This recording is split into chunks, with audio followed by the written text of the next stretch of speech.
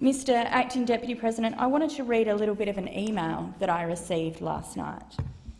It is from a refugee who is detained in one of our detention centres.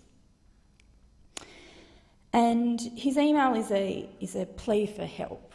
He's asking very sincerely for us to hear his cry for help, because he's lost all hope.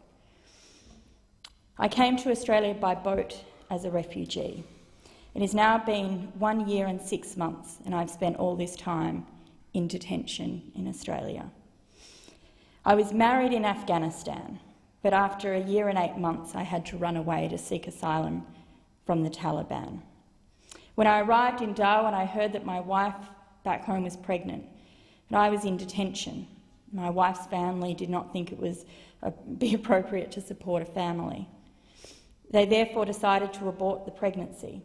For 6 months I'd been looking forward to being a father, only to be told by my wife's mother that the pregnancy had been aborted 3 months ago. After that I felt so terrible. I thought that my infant's death was due to my inability to be a good father, that it was my fault. I fell into deep depression. I cut myself to punish myself for not meeting my responsibilities as a father. I tried to kill myself, eating 100 tablets. I did this as I could not forgive myself for my infant's death. This suicide attempt was unsuccessful. I was admitted to hospital. I was in the Perth hospital for 1 month and in Toowong hospital for 3. I'm now back in detention.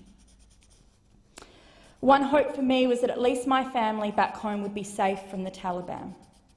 But 3 days ago, my case manager told me that my private information, such as my name, date of birth and prior address in Afghanistan, was released onto the internet to the public. So now my mother is not safe.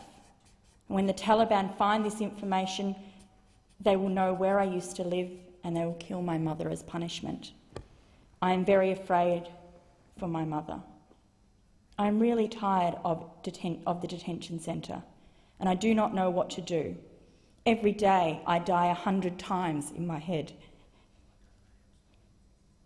The situation I find myself in. For 1 year, immigration told me that the delay was due to a security check.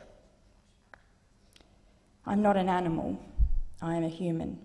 I came here to seek asylum, to have a life, not to be put in jail. With so much hope, I brought myself to Australia, but already I have lost everything.